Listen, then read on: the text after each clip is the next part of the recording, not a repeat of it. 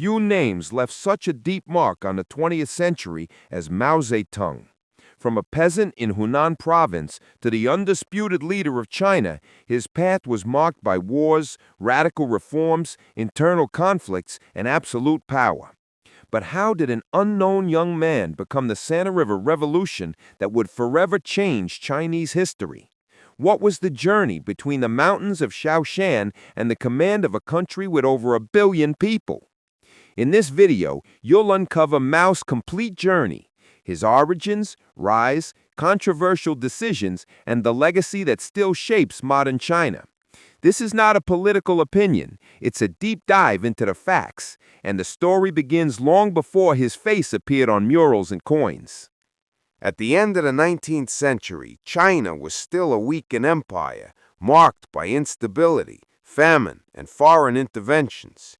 In the midst of this scenario, in a rural village called Shaoshan, Mao Tse-Tung was born.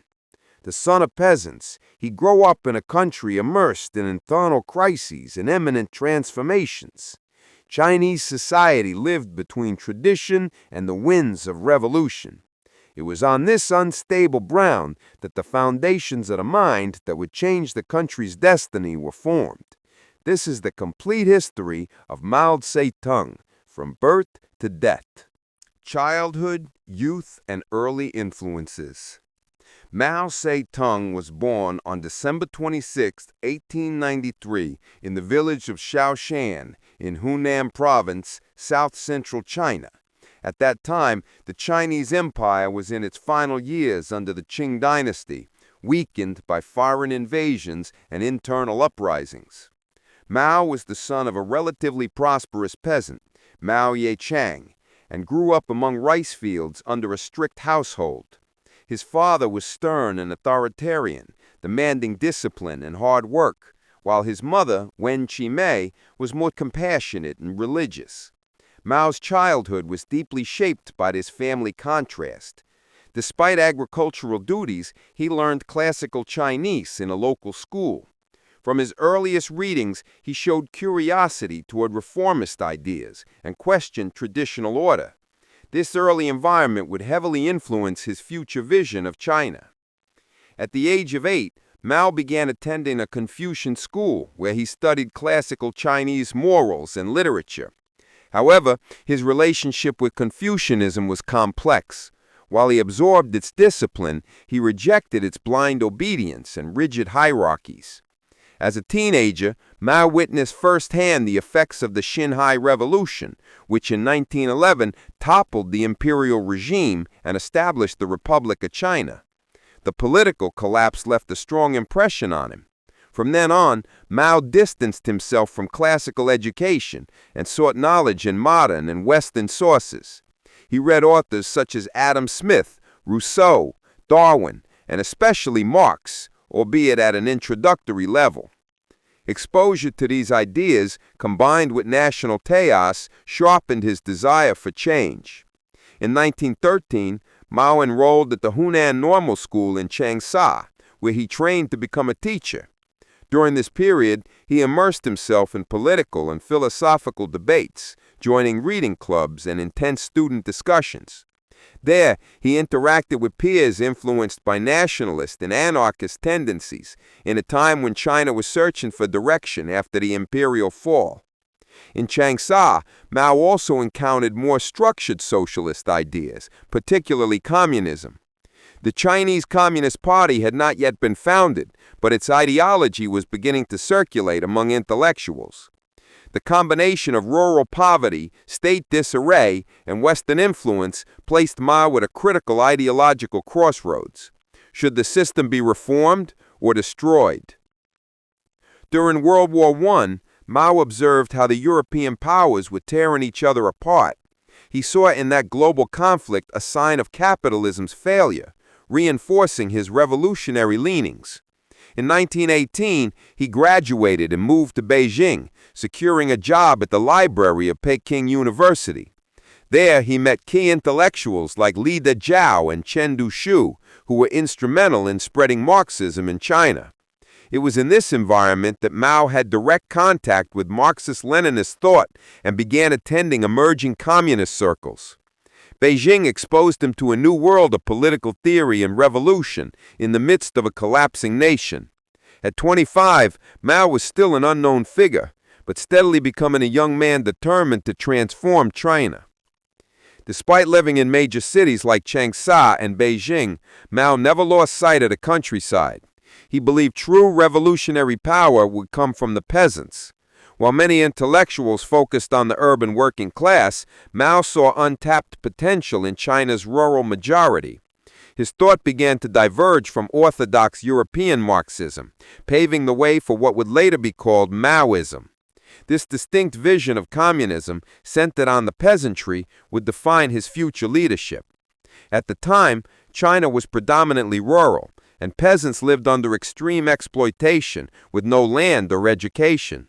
Mao saw not only injustice, but also a simmering political force that could ignite revolution. During the May 4th movement in 1919, Mao published his first political essays. He criticized Western imperialism, condemned the corruption of the Beiyang government, and advocated for deep social reforms. That year marked his rise among radical intellectuals, although he was still a secondary figure. His ideas began to crystallize, fighting feudalism, resisting colonialism, advocating agrarian reform, and calling for social revolution. He also criticized China's cultural passivity toward the West. Though still emerging, these positions already hinted at his future authoritarian leadership. Mao believed that transforming China would require a complete rupture with its past, politically and morally. By 1920, with communist cells appearing in Shanghai and Beijing, Mao founded a small Marxist group in his hometown of Changsha. This cell became the foundation of his later work in the Chinese Communist Party, officially founded in 1921. Unlike other communist leaders, Mao maintained a strong bond with rural struggles and resisted full alignment with the Soviet line.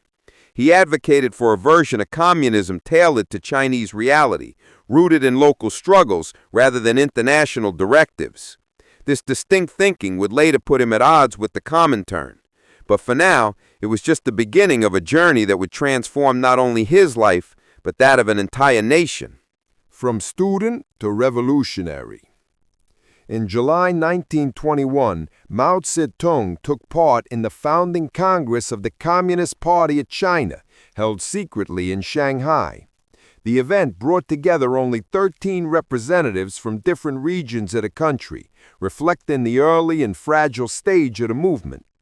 Mao represented a small Marxist group from Hunan, but already expressed views that differed from the mainstream revolutionary strategy.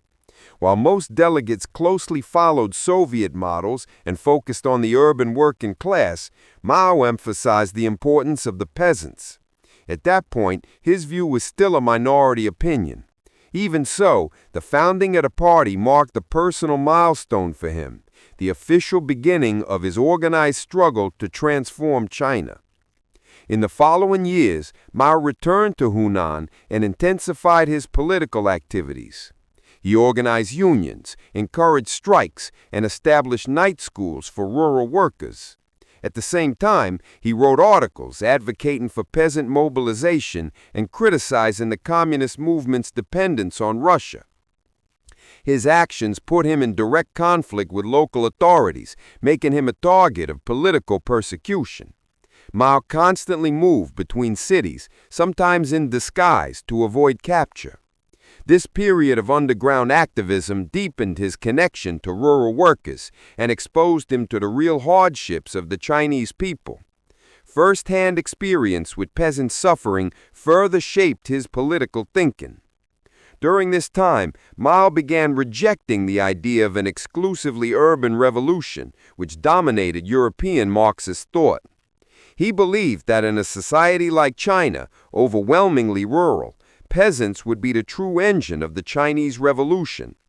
This view clashed with many leaders of the Communist Party, who aligned with the Comintern, the Soviet-led organization that coordinated communist parties globally. The disagreement would spark long-lasting internal tensions. Still, Mao remained committed to his position. To him, the revolution had to begin in the countryside, grow through the peasants, and eventually sweep into the cities. This perspective would later define the foundations of Maoism. A temporary alliance between the Communist Party and the Kuomintang, led by Chiang Kai-shek, was established in 1923 with support from Moscow. The goal was to jointly fight the warlords who controlled various regions of China after the fall of the empire. Mao joined efforts to unify both sides, but remained cautious of the nationalist leadership. In 1924, he worked as a political instructor at a military academy in Guangzhou, where he developed closer ties with soldiers and officers. There, he expanded his understanding of military strategy and mass organization. However, the fragile balance between the communists and nationalists would soon collapse, leading to a violent rupture. In 1927, Chiang Kai-shek broke with the communists and launched a broad repression campaign against his former allies, an episode known as the Shanghai Massacre. Thousands of Communist Party members were imprisoned or executed, and many Marxist groups were dismantled. Mao, who was in southern China at the time, survived the purge and regrouped his forces in rural areas, especially in the mountainous region of Jiangxi. From that point on, he distanced himself even further from the party's urban focus and concentrated on rural guerrilla warfare. It was during this period that the first autonomous communist bases were established in the countryside, where Mao began building his own power structure. In the communist-controlled areas, Mao implemented radical land reforms. Large estates were confiscated and redistributed among peasants. These actions increased his popular support, but also sparked internal conflict within the party. Some leaders considered his reforms premature and feared a total break from the Soviet model. Mao, however, held firm to his local leadership. He believed that the success of the Chinese Revolution depended on the immediate transformation of rural life. It was also during this time that he began to develop his authoritarian leadership style, centralizing decisions and eliminating dissent. The cult of personality, though still subtle, had already begun to emerge. Over the following years, tensions between Mao and the party's central leadership escalated. Many officials preferred to follow Soviet directives, while Mao insisted on tailoring communism to Chinese reality. His focus on rural strategies and organizational independence created ongoing friction. Even so, his influence grew within communist-controlled regions, thanks to peasant support and local military success. Mao was solidifying himself as a distinct figure within the Chinese Communist Party, someone with original ideas, strong popular backing, and national leadership ambitions. The ongoing Chinese Civil War would soon put his convictions to the ultimate test. Foundation of the Chinese Communist Party. By 1930, Mao Tse-Tung had taken a leading role in the rural regions controlled by the Communists, especially in the Jiangxi area. There, alongside Zhu Dai, he commanded the Red Army, a parallel military force organized under revolutionary principles. The region became an experimental base for the political model Mao intended to apply throughout China. He implemented land reforms, created local government structures, and encouraged peasant involvement in village administration. These actions increased his popularity and solidified his local authority. At the same time, the Chinese Communist Party faced internal disputes, with some leaders questioning Mao's autonomy from the Soviet line. The Comintern, which oversaw communist parties worldwide, viewed Mao's theoretical and practical independence with concern. Many Chinese leaders, such as Wang Ming and Bo Gu, advocated strict alignment with Moscow and tried to impose strategies modeled after the Soviet system. But Mao, however, insisted that China's reality required a unique path. He argued that the revolution should be shaped by rural Chinese conditions, not by European urban standards. This ideological dispute would intensify in the coming years. But even at this stage, Mao was solidifying his distinct thinking. Maoism began to take shape as an autonomous branch of communism. Meanwhile, Chiang Kai-shek's nationalist government ramped up its offensive against the communists. Between 1930 and 1934, Kuomintang troops launched a series of encirclement campaigns to crush the interior communist bases. Mao's forces, trained in guerrilla warfare, resisted using mobile tactics and terrain knowledge. Still, the military siege gradually closed in, endangering the survival of the communist movement in the region. Internally, the party leadership pressured Mao to follow central directives, many of which were coming from Soviet-backed authorities. The combination of external pressure and internal tension led to a drastic decision: to abandon Jiangxi and retreat. In 1934, the Long March began, a massive strategic withdrawal of the Red Army, led by Mao and other commanders, covering over 9,000 kilometers toward northern China. The march lasted about a year and started with roughly 80,000 fighters, most of whom did not survive the journey. They crossed mountains, swamps, enemy territory, and endured extreme weather. The Long March was not just a military maneuver, but a symbolic testament to endurance and sacrifice. Throughout the march, Mao solidified his leadership, earning the trust of both party members and soldiers. By the end of the Long March, in 1935, they reached Shanxi province, where they regrouped and established a new base. By then, Mao was already seen as the principal leader of the communist revolution. The Zunyi Conference, held during the march, marked his definitive rise to the head of the Communist Party. He used the opportunity to critique past leadership failures and promote his model of guerrilla warfare and peasant revolution. From that point forward, his influence in the party became undisputed. The fusion of his ideological vision and military strategy placed him at the core of the revolutionary movement. At the new base in Yan'an, Mao began building not just an army, but a parallel state. He established schools, political training centers, and literacy programs. He created re-education camps where internal dissidents and Kuomintang sympathizers underwent ideological indoctrination. The cult of personality intensified, with portraits, speeches, and slogans glorifying Mao as the supreme leader. Meanwhile, his authoritarian leadership solidified. Internal criticism was suppressed, and party discipline grew increasingly strict. The Chinese Communist Party evolved from an underground movement into a functioning alternative government amid the ongoing civil war. As foreign journalists and observers arrived in Yan'an, Mao's image began to gain international recognition. Reports of his military strategies, ideological discipline, and personal charisma spread beyond China. As the country prepared to confront a new enemy, Japan, Mao was strengthening not only as a military commander, but also as a symbol of Chinese resistance.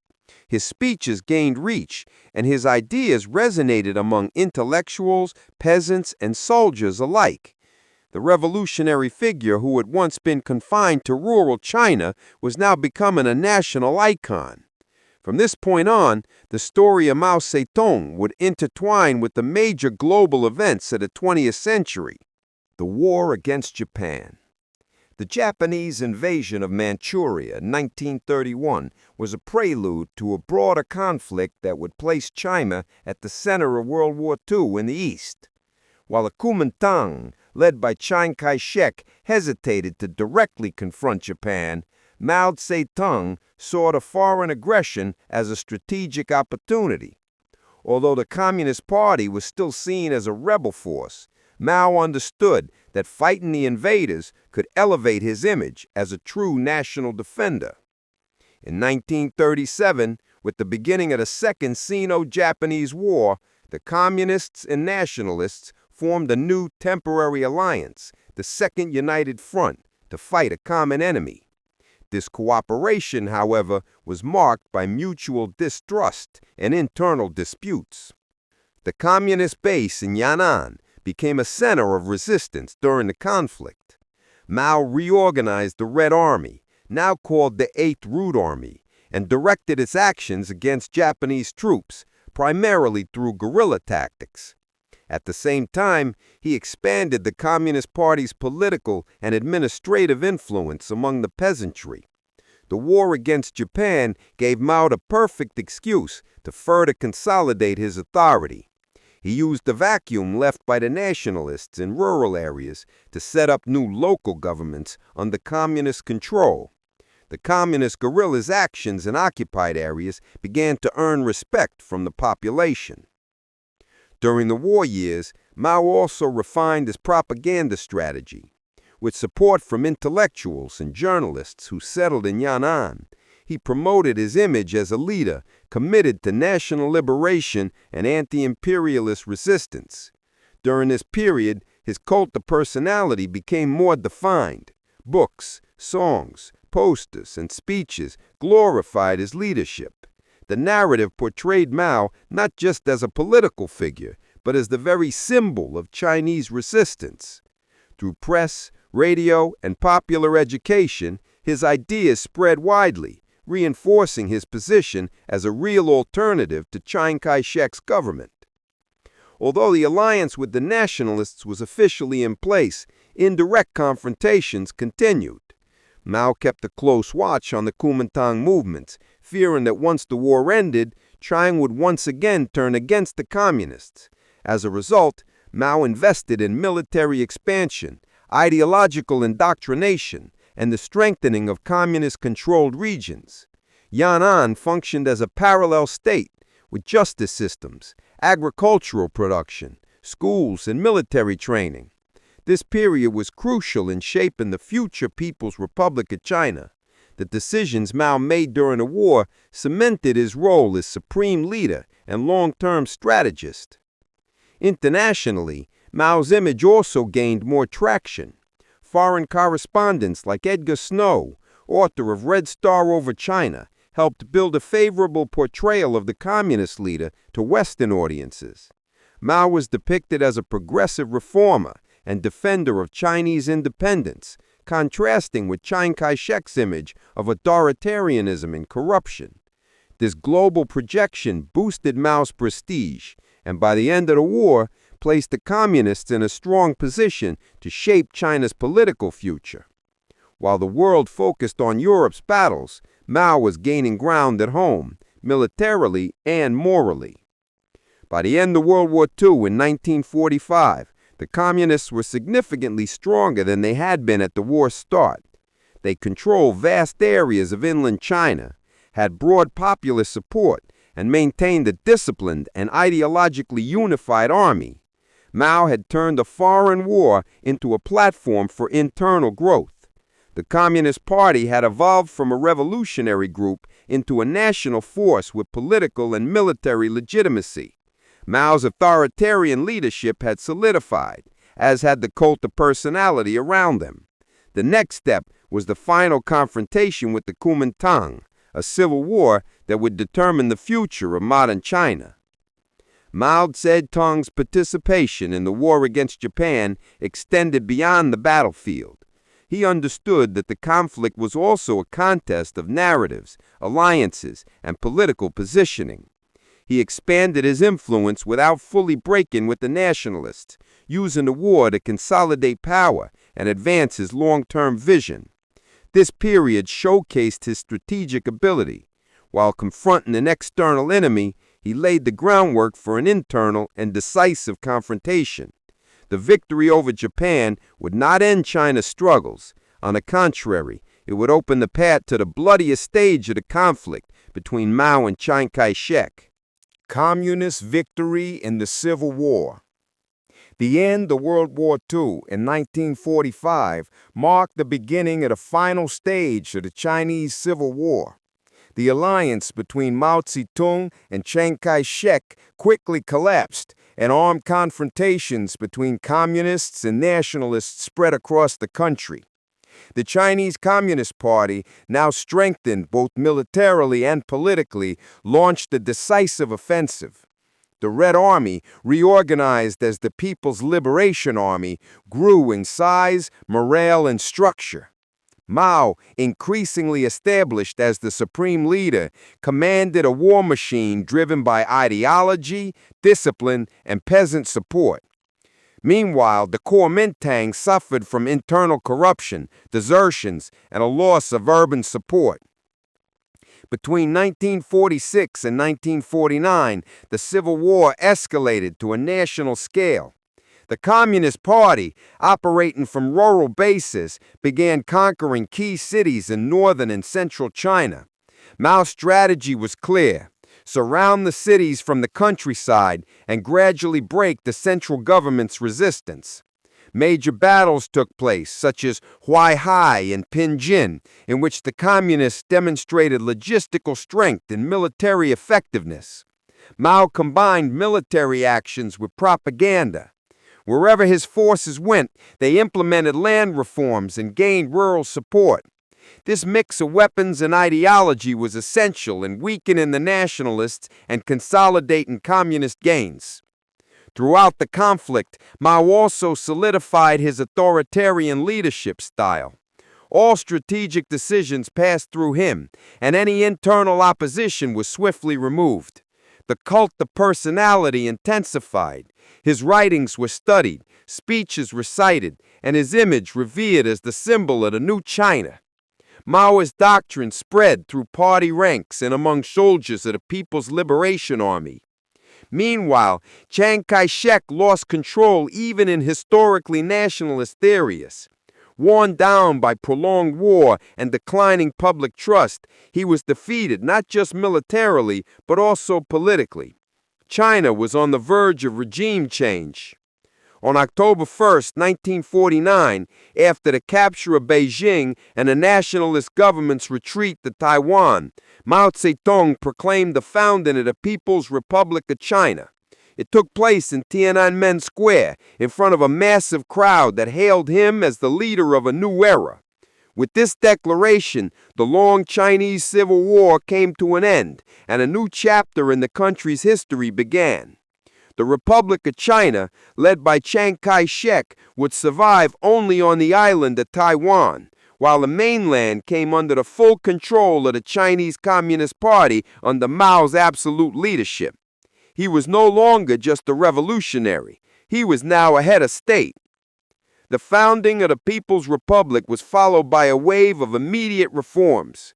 Mao sought to stabilize the new regime after decades of war. He launched political re-education campaigns, nationalized industries, and redistributed land once again. The re-education camps, first tested in Yan'an, were expanded nationwide. A new phase of centralized power and societal control began. Any resistance was branded as an enemy of the people. Mao established an authoritarian leadership grounded in ideological vigilance, mass mobilization, and a continuous cult of personality. The Chinese Revolution had won, but the challenge of governing had just begun. Internationally, the proclamation of the People's Republic of China was met with caution. While socialist bloc countries celebrated the communist victory, the United States and its allies viewed Mao's rise as a threat.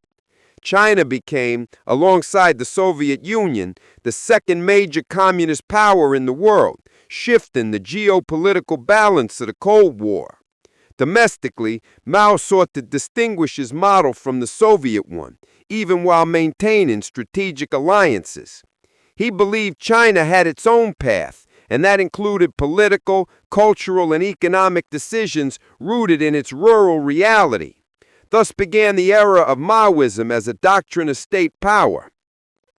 The communist victory was not just military, it was symbolic. It represented the triumph of a revolutionary vision built over decades, from the days of Shaoshan to the founding of the new state.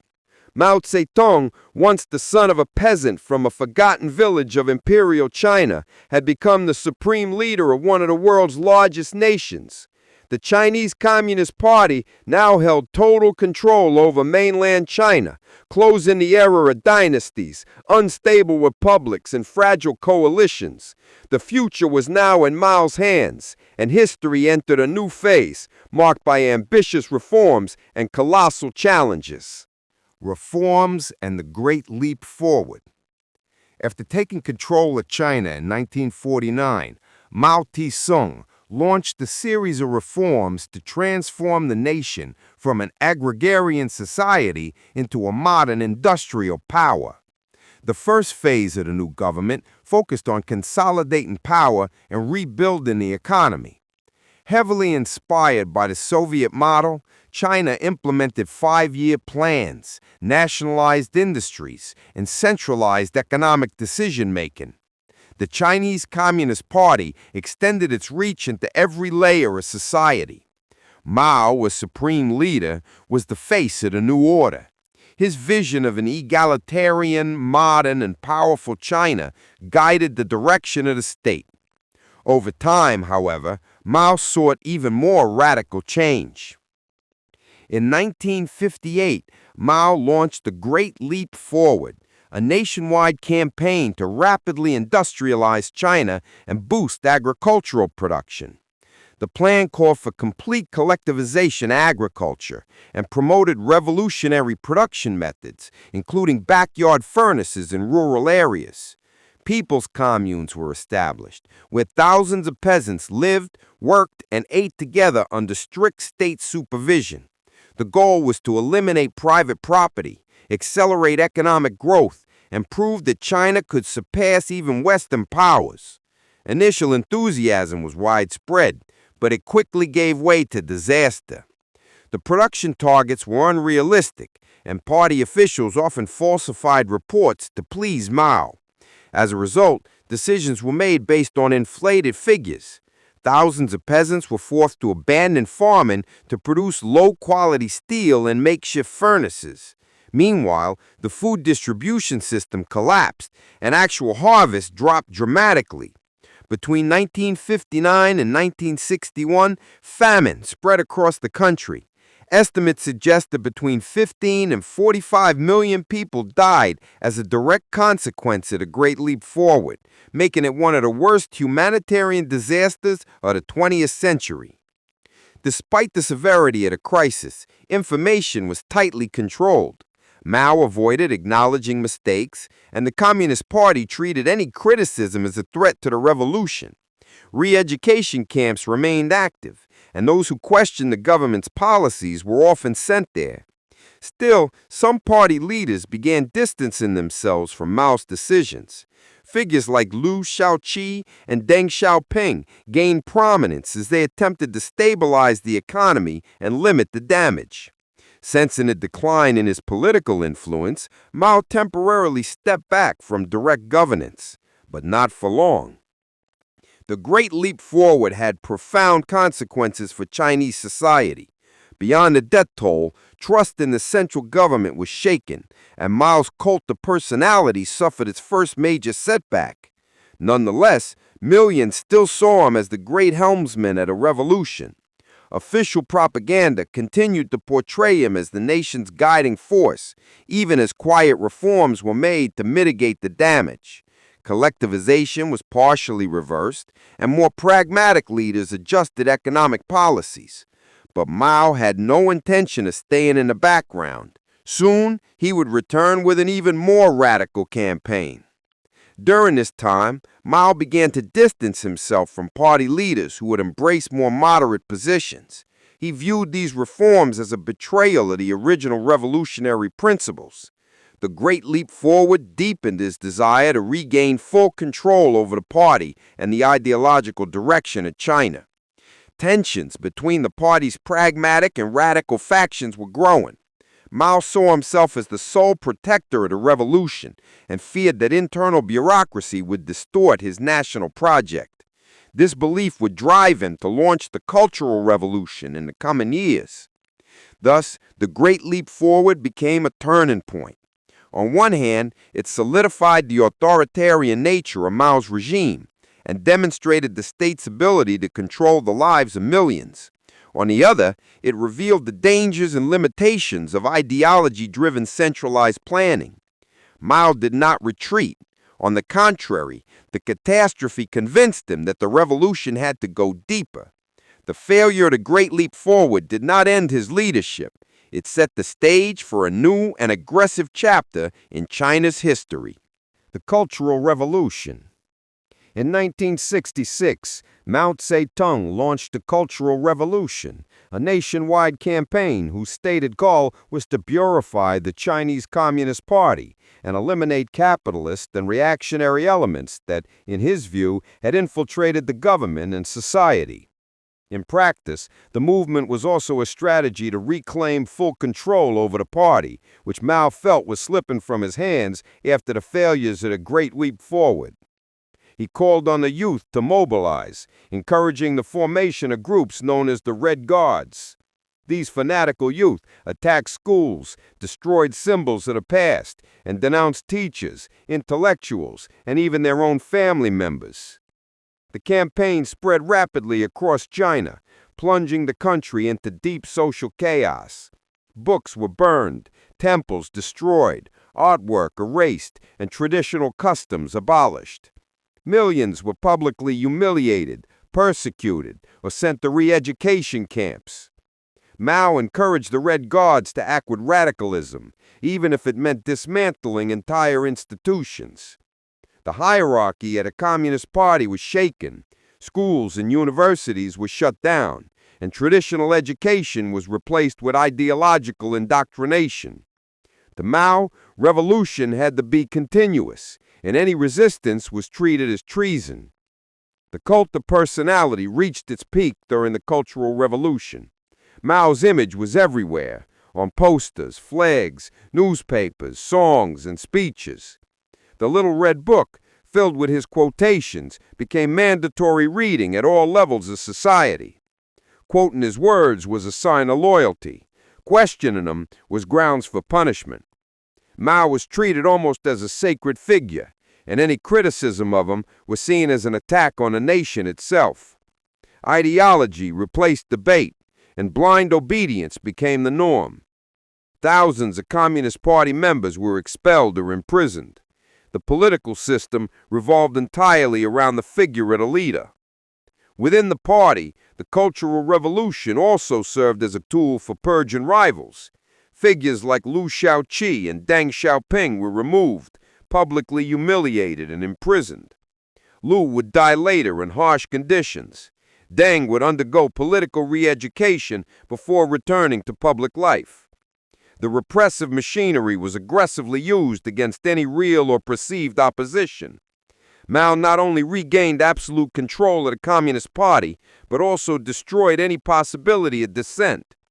The official ideological line became singular, and authoritarian leadership reached new heights of centralization and fear. Civil society paid a heavy price. Families were torn apart by internal denunciations. Young people were sent to the countryside for re-education through labor, and fear became a part of everyday life. The already fragile economy collapsed further in many regions. Agricultural and industrial production declined, while millions were displaced. The chaos unleashed by the Cultural Revolution affected every aspect of Chinese life, from culture and politics to education and the family structure. Mao remained in absolute power, but the human and social cost of his leadership became increasingly clear. Despite the intensity of the movement, the party itself began to recognize the destructive consequences of the Cultural Revolution. By the mid-1970s, the excesses were gradually reined in. With the help of remaining leaders, especially Zhou Enlai, the country sought some degree of stability. The death of Lin Biao, once seen as Mao's likely successor in 1971, following a suspected failed coup attempt, marked the beginning of the movement's retreat.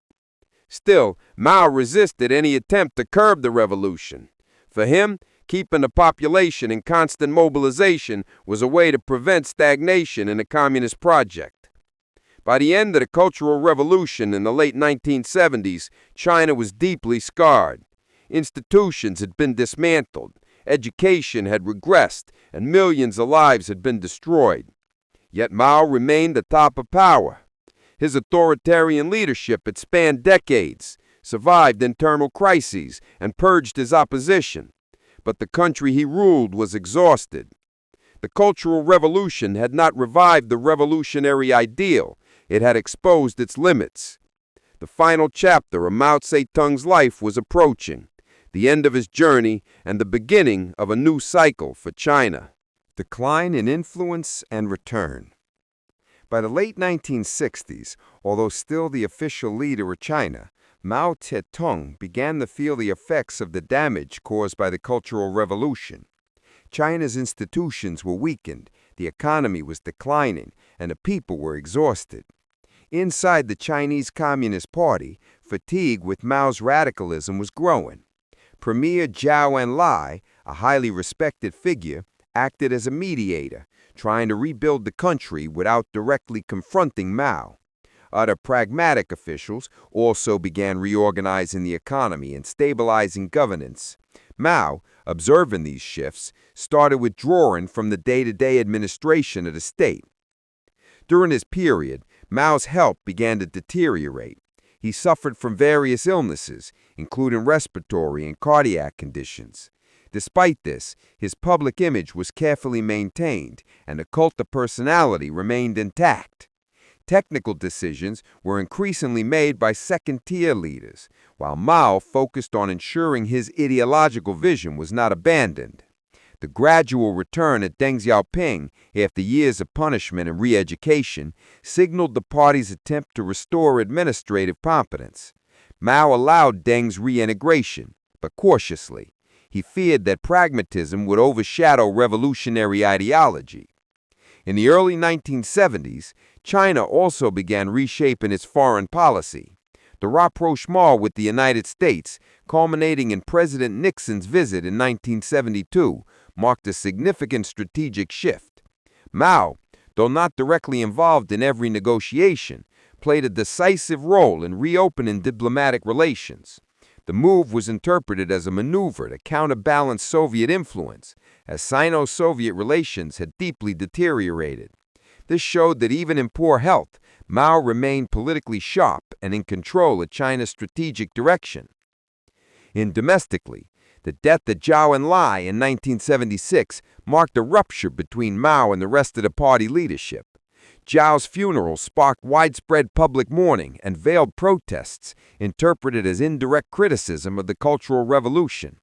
Thousands gathered in Tiananmen Square to pay tribute, alarming the party elite. In response, Mao authorized the crackdown on the mourners and reinforced the hardline stance. He viewed the tributes as a threat to his revolutionary legacy and feared the party would adopt a moderate path after his death. To prevent this, he threw his support behind the Gang of Four, a radical faction led by his wife, Chiang Ching. The Gang of Four embodied the most rigid ideological elements of Maoism.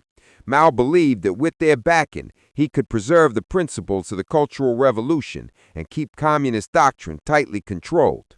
However, many within the party saw the group as extremist and opportunistic. The gap between Mao and the party's pragmatists widened. Political tension grew as the country tried to recover from years of chaos. The economy remained fragile, the population demanded stability, and the state's administrative structure needed reform. Yet Mao held firm, convinced that the revolution must not retreat. Despite worsening health and increasing isolation, Mao retained control over key decisions until the final months of his life. He alternated between periods of seclusion and public statements, reaffirming his authority and monitoring the party closely. Any effort toward broad reform was met with suspicion. Mao's final years were defined by uncertainty. The nation longed for recovery, but the leader continued to impose his revolutionary grip. This contrast between a China eager to move forward and a leader clinging to the past would only be resolved after his death. Mao's trajectory in the 1970s reveals a leader who, even in decline, refused to relinquish political power. His return to the center of command wasn't achieved through military force or fiery speeches, but through symbolic control, party loyalty, and a constant presence. He knew his death could open the door to major transformations and did everything he could to delay that outcome. He reinforced ideological allies, sidelined reformists, and preserved the authoritarian system he had built. As death approached, Mao left behind the country torn between reverence for the man and desire for change. Death and contradictory legacy. On September 9, 1976, Mao Tse-Tung died at the age of 82 in Beijing after years of debilitating illness. His death officially ended an era marked by revolutions, wars, social transformations, and authoritarianism. The announcement was followed by days of national mourning, with millions publicly grieving in the streets. Scenes filled with genuine emotion, state pressure, and the effects of his cult of personality. The Chinese Communist Party organized solemn ceremonies, reinforcing Mao's image as the great helmsman of the revolution. But behind the scenes, a quiet shift was beginning to redefine the direction of the country. Immediately after his death, internal disputes for control of China intensified. The Gang of Four, representing the radical ideological line, attempted to maintain influence over the government. However, in October of the same year, they were arrested and held responsible for the excesses of the Cultural Revolution. The party aimed to preserve Mao's legacy without repeating his mistakes. This political maneuver marked the beginning of a careful transition. The new official narrative portrayed Mao as a brilliant leader who made serious mistakes, especially toward the end of his life. His figure would not be erased, but his absolute power would never be replicated. Deng Xiaoping, who had been persecuted and rehabilitated multiple times under Mao, emerged as the leading figure at a new era. By taking control of Chinese politics in the late 1970s and early 1980s, Deng launched a series of economic reforms that broke with Maoist principles. Controlled market openings, industrial modernization, and partial economic decentralization marked the end of the revolutionary cycle that Mao had begun. The new leadership adopted a more pragmatic and less ideological tone.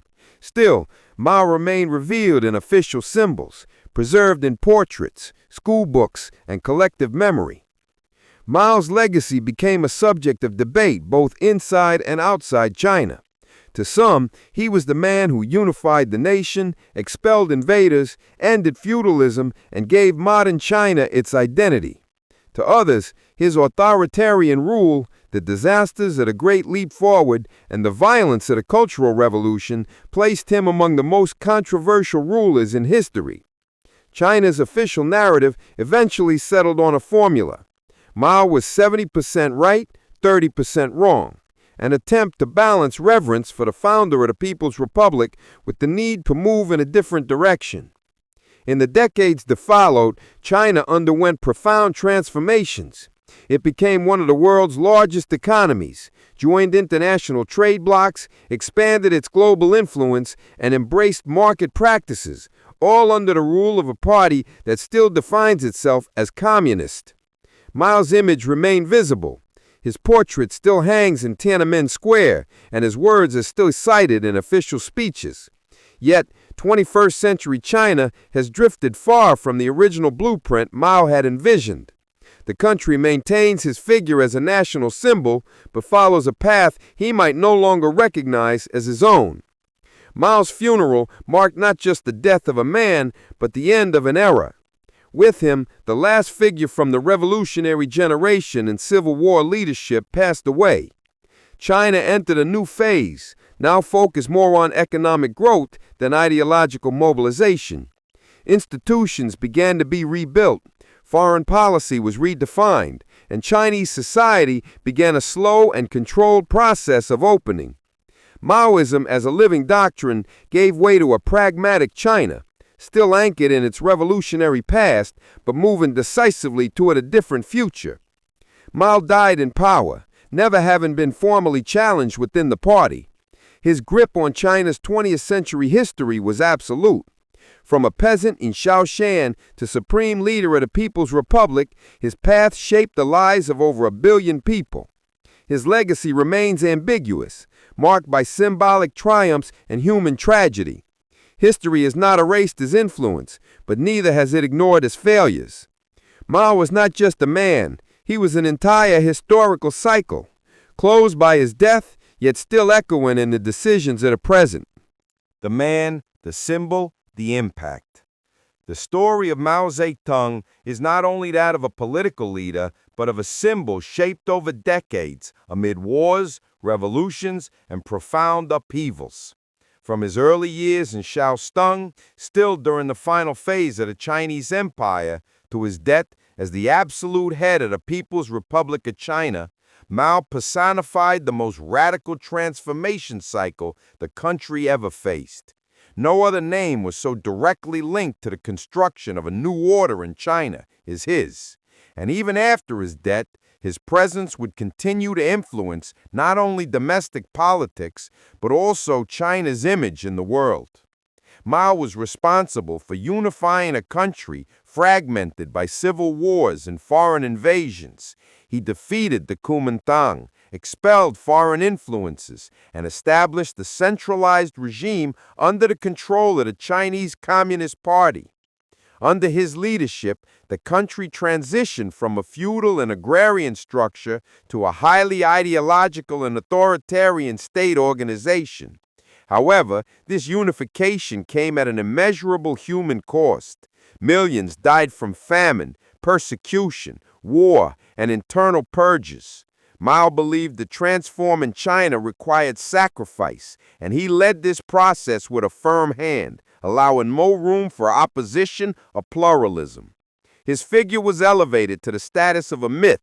The cult of personality surrounding him was not just political propaganda, but a way to ensure absolute loyalty in a largely rural nation with no democratic tradition. Maoist doctrine, despite its contradictions, was taught as absolute truth. Schools, armies, and peasants repeated his words as commandments. The thought of Mao Tse-Tung became part of the Constitution, the laws, and daily life. For decades, the modern Chinese national identity was inseparable from Mao's image. Outside China, Mao was both admired and feared. For revolutionary leftist movements around the world, he represented the possibility of radical change, the victory of the poor over the elites. For Western countries, he symbolized the advance of communism on a continental scale. His actions influenced global debates on revolution, development, authoritarianism, and popular power. The Cultural Revolution, the Great Leap Forward, and the founding of the People's Republic of China became global references, sometimes as examples, sometimes as warnings. Mao became global, even without ever leaving mainland China. Over the years, Mao's name also began to carry the weight of what was left unsaid during his rule. Historians, journalists, and intellectuals started to investigate the real death tolls from famine, the abuses in re-education camps, and the psychological effects of mass indoctrination. The once unquestionable figure began to be analyzed with more detachment. Yet inside China, his images remained protected by a kind of pact between reverence and silence. His portrait still appears on coins, banknotes, and the center of Tiananmen Square, but his legacy is increasingly interpreted with caution. In the 21st century, China followed paths very different from those imagined by Mao. It became a global economic power with strong market presence and a society in continuous transformation. However, its centralized political structure, state surveillance, and ideological control preserved elements of the model Mao consolidated. His influence, therefore, continues, even if adapted to the modern times. The revolution he initiated did not disappear. It merely changed form. And so, Mao's impact does not end with his death.